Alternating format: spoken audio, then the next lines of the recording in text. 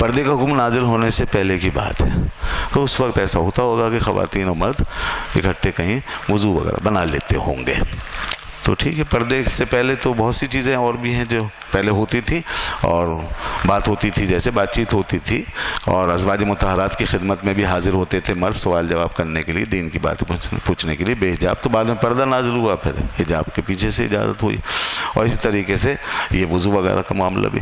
تو پردے کا حکم نازل ہونے سے پہلے کی بات ہے۔ اور آپ کے علم میں یہ بھی ہوگا کہ حضور صلی اللہ علیہ وسلم کے زمانے مبارک میں عورتیں مسجد میں بھی آتی تھیں نماز پڑھنے کے لیے، حضور کی حیات طیبہ میں آتی تھیں، خاص طور پہ اندھیرے میں، اندھیرے وقت میں، پانچوں نمازوں میں نہیں، صبح اور رات کو، اور پیچھے سب بنتی تھی، اور اتنا اندھیرا ہوتا تھا کہ پہچان ہی نہیں جاتی تھی، اور وہ باپردہ ہوتی تھی۔ اس زمانے کا پھر یہ ہے کہ آج کے دور پر قیاس بھی نہیں کر سکتے آپ، آج تو مطلب یہ کہ فتنوں کا معاملہ ہے، مرد عورت اکٹھے جمع ہوں تو پھر اور دوسری چیزیں معاملات ہوتے ہیں، بڑی پریشانیاں ہوتی ہیں، اور لوگوں کو سنبھالنا پڑتا ہے، احتیاط کروانی پڑتی ہے۔ اس زمانے میں ساری احتیاطیں اندر موجود تھیں، دل بڑے صاف تھے، اللہ کا خوف بہت تھا، شرم و حیا بہت، وہ تو بہت ہی بڑا زمانہ، سب سے اعلیٰ زمانہ تھا۔ آپ اپنے ذرا پچھلے دور میں چلے جائیں، مرد و عورت کے درمیان جو ایک حجاب، قدرتی جو نگاہوں کا حجاب، دل کا حجاب، خیالات کا حجاب، قدرتی جو ہمارے ماحول پہ تھا، آپ جانتے ہیں کس طریقے سے ایک دوسرے کا لحاظ رکھتے تھے۔ خواتین نظر آ جائیں تو کیسے ادب سے آنکھیں جھک جاتی تھیں، ان کا احترام کا ایک جذبہ تھا۔ آج خالی تقریریں ہیں دنیا میں، خواتین کا احترام، خواتین کا احترام، باقی کہیں احترام نہیں۔ کوئی آنکھ ہے اب وہ اس طرح نہ احترام کرتی ہے، نہ کوئی دل ویسا احترام کرنے والا، نہ دماغ۔ وہ تقریریں بہت ہیں دنیا میں کہ خواتین کا احترام ہے، وہ تقریریں ساری دین کے خلاف ہی ہو رہی ہوتی ہیں، مسلمانوں کے خلاف ہو رہی ہوتی ہیں۔ تو اس لیے پہلے تھا یہ ایک ماحول۔ تو بہرحال آپ صلی اللہ علیہ وسلم کے زمانے کی کیا بات تھی، اس زمانے میں عورت کے کا جو تصور ہوگا یقیناً وہ نیچرل اور پورے ہمارے لیے ایک آئیڈیل تصور تھا اس زمانے میں۔ تو یہ حکم ہے۔ بہرحال اس سے ایک بات پتہ چلی، اور وہ یہ کہ اسلام میں عورت کی عزت ہے، احترام ہے، عورت برابر شریک ہے آپ کے گھر میں، باہر، جہاں بھی عورت حقیر نہیں ہے، عورت حقیر نہیں، بس یہ کہ اس سے ایک فاصلہ ہے، ایک حجاب ہے، فتنے سے روکنے کے لیے عورت کو حجاب کا حکم دیا گیا ہے۔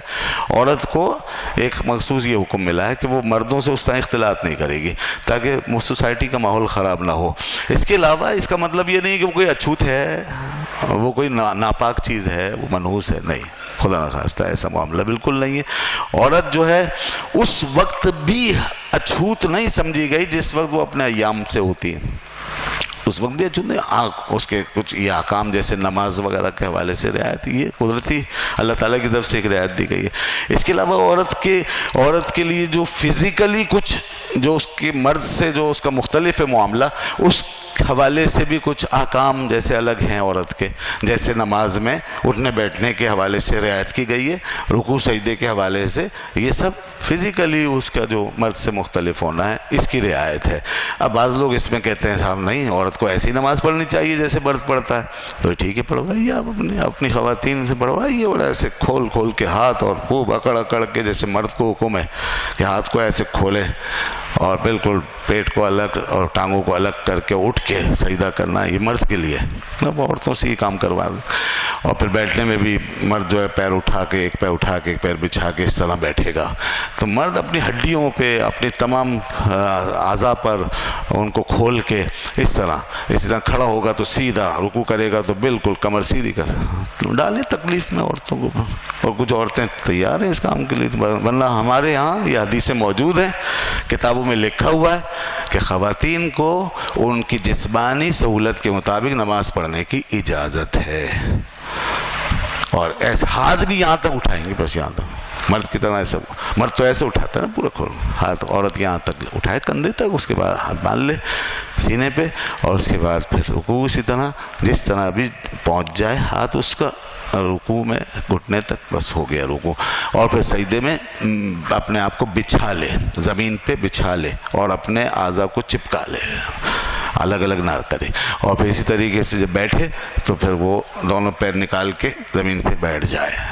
عورت کے لیے آسانی ہے، اچھا آسانی کے علاوہ ستر ہے، دیکھیں نا اس میں ستر ہے، اس میں اعضاء کا ابھار نہیں ہے، اتنی معقول بات نہیں سمجھتے لوگ، اور پوچھتے ہیں بھائی کیوں عورت کی نماز الگ کیوں؟ تو بھئی یہ تو عورت کی جو ساخت ہے اس حساب سے اس کے لیے حیا کے قریب یہ چیز ہوتی ہے، کہ مرد سے ذرا سا مختلف رکھ کے نماز پڑھے. اور اسی میں نہیں آپ پھر احرام میں بھی عورت کے لیے پھر وہ ساری اجازت دے دیں جو مرد کے لیے ہیں. پھر وہاں کام عورت کا احرام بھی پھر ویسے، حالانکہ آپ جانتے ہیں عورت کا احرام الگ ہے، اسے جسم پورا ڈھانکنا ہوتا ہے، اور مرد کا احرام کھلا ہوا ہوتا ہے. یہ بھی فرق ہے نا، یہ بھی حیا کی وجہ سے اس کی ستر پوشی کے لیے. تو دو چیزوں کی رعایت ملے گی، ایک اس کی جسمانی ساخت کی اور ایک اس کے ستر پوشی، اس کی حیا کی رعایت. یہ اسلام میں بالکل لاجیکل بات ہے، عقل میں آنے والی. اس کے علاوہ کہیں عورت کو حقیر نہیں سمجھا گیا. اچھا، یہ جو عورت کی نصف عقل بتائی گئی ہے احادیث میں، اس میں بھی کوئی تحقیر کی بات نہیں ہے. اس کی بھی تشریح وضاحت ہے. میں انشاءاللہ جب وہ حدیث آئیں گی بخاری میں اور دیگر حدیث کی کتاب، وہ میں وہاں اس کی تشریح کروں گا، یا قرآن پاک میں کہیں آیت آئے گی تو میں تشریح کروں گا. تو اس میں بھی کوئی تحقیر کی بات نہیں ہے. اسی طریقے سے عورت کو مرد کی پسلی سے پیدا ہونا بتایا گیا، اس پہ بھی بڑا پروپیگنڈا. یہ تو باہر کا پروپیگنڈا ہے سارا.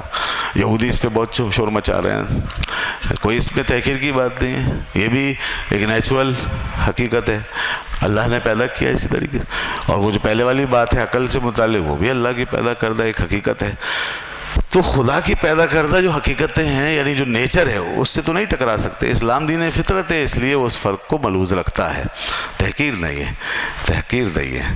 اس لیے کہ دیکھیں، عورت اور مرد وضو بنا رہے ہیں ساتھ، اور پانی ہے وہ استعمال کر رہے ہیں. اس میں کوئی یہ تو عورت کے لیے گویا کہ تحقیر کی نفی ہو گئی. ٹھیک ہے نا.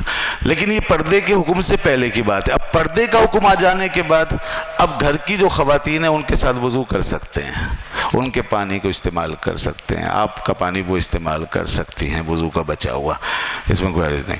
اس کے علاوہ جیسا کہ میں نے بتایا، اگر غیر محارم ہے تو پھر فتنے کے خوف سے کراہیت ہے. عورت کی تحقیر نہیں ہے، فتنے کے خوف سے کراہیت ہے کہ اس کا پانی جھوٹ